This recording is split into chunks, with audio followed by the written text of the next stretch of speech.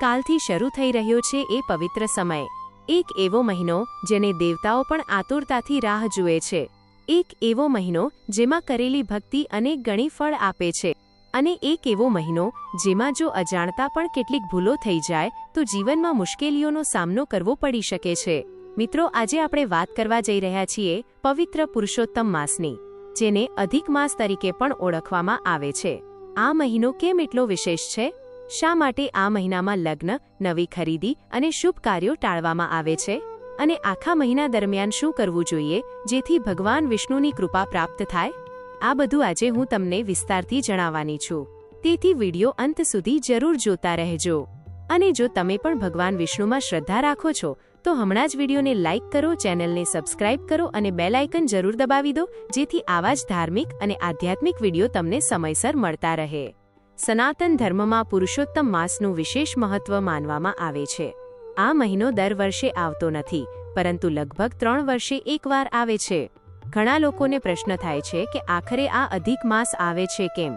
તો મિત્રો, આપણા હિન્દુ પંચાંગમાં ચંદ્ર અને સૂર્યની ગતિ પ્રમાણે સમયની ગણતરી કરવામાં આવે છે.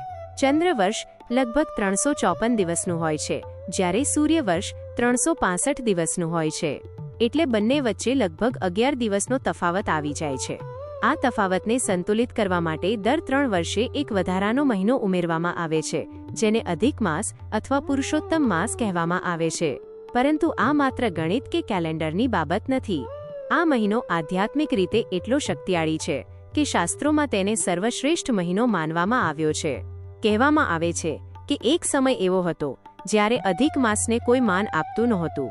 બધા મહિનાઓને દેવતાઓનો આશીર્વાદ મળેલો હતો, પરંતુ આ વધારાનો મહિનો નિરાધાર અને અપમાનિત માનવામાં આવતો હતો. ત્યારે આ મહિનો ભગવાન વિષ્ણુ પાસે ગયો અને પોતાની વ્યથા કહી. ભગવાન વિષ્ણુએ તેને પોતાના નામથી સન્માનિત કર્યો અને કહ્યું કે આજથી તું પુરુષોત્તમ માસ તરીકે ઓળખાશે. જે ભક્ત આ મહિનામાં ભક્તિ, દાન, જપ અને તપ કરશે તેને અનેક ગણું પુણ્ય પ્રાપ્ત થશે. ત્યારથી આ મહિનો ભગવાન વિષ્ણુને સમર્પિત માનવામાં આવે છે. મિત્રો, આ કથા આપણને શીખવે છે કે ભગવાનની કૃપા મળે પછી તુચ્છ ગણાતી વસ્તુ પણ સર્વશ્રેષ્ઠ બની શકે છે. પુરુષોત્તમ માસ દરમિયાન દરેક ભક્ત માટે સૌથી મહત્વપૂર્ણ કાર્ય છે ભગવાન વિષ્ણુની ઉપાસના. માન્યતા છે કે આ મહિનામાં ભગવાન વિષ્ણુ પૃથ્વી પર પોતાના ભક્તોની ભક્તિથી ખૂબ જ પ્રસન્ન થાય છે.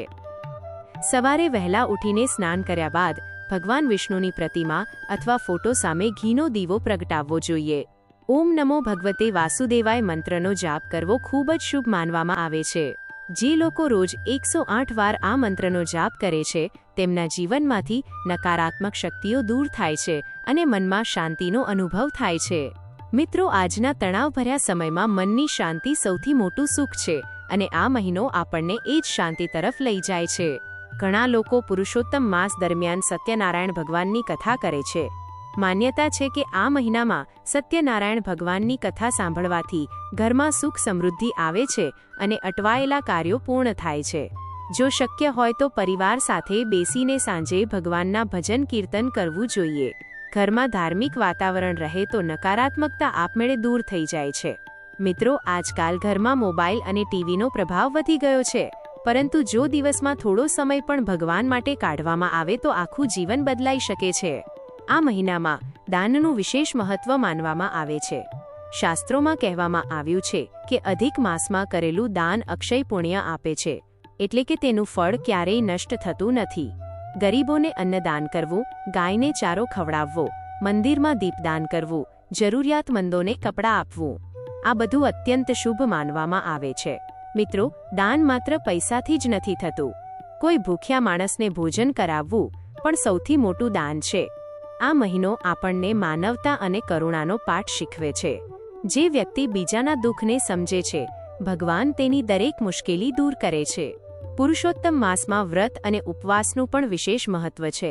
ઘણા ભક્તો આખો મહિનો એકટાણું કરે છે, જ્યારે કેટલાક લોકો માત્ર ફળાહાર લે છે. વ્રતનો સાચો અર્થ માત્ર ભૂખ્યા રહેવાનો નથી, પરંતુ મન અને ઇન્દ્રિયો પર નિયંત્રણ મેળવવાનો છે. આ મહિનામાં સાદું અને સાત્વિક ભોજન લેવું જોઈએ. ડુંગળી, લસણ, માંસાહાર અને નશીલી વસ્તુઓથી દૂર રહેવું જોઈએ. જે વ્યક્તિ આ નિયમોનું પાલન કરે છે તેનું મન શુદ્ધ બને છે અને આત્મિક શક્તિમાં વધારો થાય છે. મિત્રો, શરીરની સાથે મનનું શુદ્ધિકરણ પણ એટલું જ જરૂરી છે અને આ મહિનો એ માટેનો સર્વશ્રેષ્ઠ સમય છે. આ મહિનામાં ધાર્મિક ગ્રંથોનું પઠન કરવું ખૂબ જ શુભ માનવામાં આવે છે. ભગવદ્ ગીતા, શ્રીમદ્ ભાગવત, રામાયણ અથવા વિષ્ણુ પુરાણનું વાંચન કરવાથી જીવનમાં સકારાત્મકતા આવે છે. ઘણા લોકો પૂછે છે કે માત્ર પુસ્તક વાંચવાથી શું ફાયદો થાય? મિત્રો, શાસ્ત્રો આપણને જીવન જીવવાની સાચી રીત શીખવે છે. જ્યારે આપણે ભગવાનના શબ્દો સાંભળીએ છીએ ત્યારે આપણું મન ધીમે ધીમે ખરાબ વિચારોમાંથી બહાર આવવા લાગે છે. આજના સમયમાં લોકો પાસે બધું છે, પરંતુ મનની શાંતિ નથી, અને શાસ્ત્રો એ જ શાંતિનો માર્ગ બતાવે છે. હવે વાત કરીએ એ કાર્યોની જે પુરુષોત્તમ માસ દરમિયાન ટાળવા જોઈએ. શાસ્ત્રોમાં સ્પષ્ટ જણાવવામાં આવ્યું છે કે આ મહિનામાં લગ્ન, ગૃહપ્રવેશ, મુંડન, જનોઈ જેવા માંગલિક કાર્યો કરવા યોગ્ય નથી. ઘણા લોકોને લાગે છે કે આ માત્ર અંધશ્રદ્ધા છે, પરંતુ તેના પાછળ ઊંડો આધ્યાત્મિક અર્થ છે. આ મહિનો ભૌતિક સુખોથી દૂર રહીને આત્મચિંતન માટેનો સમય છે. એટલે જ શાસ્ત્રો કહે છે કે આ દિવસોમાં જીવનના મોટા ભૌતિક નિર્ણયો ટાળવા જોઈએ. ઘણા ઘરોમાં પ્રશ્ન થાય છે કે શું આ મહિનામાં નવી ગાડી, ઘર કે સોના ચાંદીની ખરીદી કરી શકાય? તો મિત્રો, પરંપરાગત માન્યતાઓ અનુસાર આ મહિનામાં મોટી ખરીદી ટાળવામાં આવે છે, કારણ કે આ સમય ભૌતિક સુખો મેળવવાનો નહીં, પરંતુ આધ્યાત્મિક રીતે સમૃદ્ધ બનવાનો છે. શાસ્ત્રો આપણને શીખવે છે કે જીવનમાં પૈસા અને વૈભવ બધું નથી. જો મનમાં શાંતિ નથી તો કરોડોની સંપત્તિ પણ નિરર્થક છે. એટલે પુરુષોત્તમ માસ આપણને થોડો સમય ભગવાન તરફ વળવાનો સંદેશ આપે છે. આ મહિનામાં નવો બિઝનેસ શરૂ કરવો, મોટા કરાર કરવા અથવા ઘરનું બાંધકામ શરૂ કરવું પણ ટાળવામાં આવે છે, કારણ કે આ સમય આત્મમંથનનો સમય માનવામાં આવે છે. ઘણા જ્યોતિષીઓ પણ સલાહ આપે છે કે આ મહિનામાં ધીરજ રાખવી જોઈએ અને ઉતાવળમાં કોઈ મોટો નિર્ણય લેવો નહીં. મિત્રો, ઘણી વખત જીવનમાં થોડું રોકાઈને વિચારવું પણ જરૂરી બને છે. પુરુષોત્તમ માસ એ જ વિરામનો સમય છે, જ્યાં આપણે પોતાને અને ભગવાનને નજીકથી અનુભવી શકીએ. એક ખૂબ જ મહત્વની વાત, પુરુષોત્તમ માસ દરમિયાન બોલવામાં અને વર્તનમાં પણ સાવચેતી રાખવી જોઈએ. ખોટું બોલવું, કોઈની નિંદા કરવી, ઝઘડો કરવો અથવા બીજાને દુઃખ પહોંચાડવું, આ બધું આ મહિનામાં વિશેષ પાપ માનવામાં આવે છે. ભગવાન વિષ્ણુ માત્ર પૂજાથી નહીં, પરંતુ સારા સ્વભાવથી પણ પ્રસન્ન થાય છે. જો કોઈ વ્યક્તિ રોજ મંદિર જાય પરંતુ ઘરમાં લોકો સાથે ખરાબ વર્તન કરે તો તેની ભક્તિ અધૂરી માનવામાં આવે છે. મિત્રો, સાચી ભક્તિ એ છે કે આપણા કારણે કોઈનું દિલ ન દુભાય. જે ભક્તો આખો મહિનો કડક નિયમોનું પાલન કરે છે તેઓ માટે દિનચર્યા ખૂબ જ મહત્વપૂર્ણ માનવામાં આવે છે. સૂર્યોદય પહેલા ઉઠવું, સ્નાન કરીને ભગવાનની પૂજા કરવી, દિવસ દરમિયાન ભગવાનના નામનો જાપ કરવો અને રાત્રે વહેલા સૂઈ જવું, આ બધું મન અને શરીરને શુદ્ધ બનાવે છે. ઘણા સંતો કહે છે કે જો કોઈ વ્યક્તિ માત્ર આ એક મહિનો પણ સંપૂર્ણ નિયમથી જીવે તો તેનું આખું જીવન બદલાઈ શકે છે, કારણ કે નિયમિતતા અને સાત્વિકતા માણસને અંદરથી મજબૂત બનાવે છે. મિત્રો, આજના સમયમાં લોકો પાસે સમય નથી, મનમાં શાંતિ નથી, પરિવાર સાથે બેસવાનો સમય નથી અને ભગવાનને યાદ કરવાનો સમય પણ નથી. પુરુષોત્તમ માસ આપણને યાદ અપાવે છે કે જીવન માત્ર પૈસા કમાવા માટે નથી. થોડો સમય ભગવાન માટે, પરિવાર માટે અને પોતાના આત્મા માટે પણ કાઢવો જોઈએ. જ્યારે માણસ ભગવાન સાથે જોડાય છે ત્યારે તેની અંદરથી ડર, ચિંતા અને નકારાત્મકતા ધીમે ધીમે દૂર થવા લાગે છે. ઘણા લોકો કહે છે કે અમે નિયમોનું સંપૂર્ણ પાલન નથી કરી શકતા. મિત્રો, ભગવાનને દેખાવ નહીં, પરંતુ ભાવના જોઈએ. જો તમે આખો મહિનો ઉપવાસ ન કરી શકો તો ઓછામાં ઓછું ભગવાનનું નામ લો. જો મોટું દાન ન કરી શકો તો કોઈ ભૂખ્યા માણસને ભોજન કરાવો. જો લાંબી પૂજા ન કરી શકો તો રોજ થોડા મિનિટ ભગવાનને યાદ કરો. સાચી ભક્તિ દિલથી થાય છે, દેખાવથી નહીં. ભગવાન વિષ્ણુ પોતાના ભક્તોના ભાવને જ સ્વીકારે છે. પુરુષોત્તમ માસ આપણને શીખવે છે કે જીવનમાં ભૌતિક સુખો તાત્કાલિક છે, પરંતુ આત્માની શાંતિ સદાય માટે છે. પૈસા, ગાડી, બંગલો, આ બધું એક દિવસ અહીં જ રહી જવાનું છે, પરંતુ સારા કર્મો અને ભક્તિ જ આપણું સાચું ધન છે.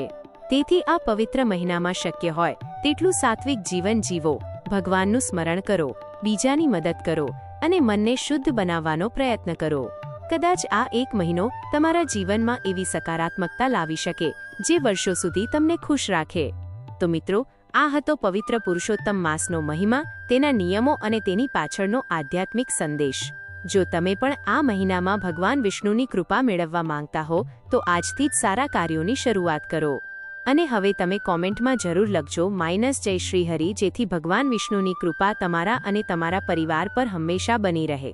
વિડીયો ગમ્યો હોય તો લાઇક કરો, તમારા મિત્રો અને પરિવાર સાથે શેર કરો અને ચેનલને સબસ્ક્રાઇબ કરવાનું ભૂલતા નહીં. ફરી મળીશું એક નવા ધાર્મિક અને આધ્યાત્મિક વિડીયો સાથે. જય શ્રી કૃષ્ણ. જય શ્રી હરિ.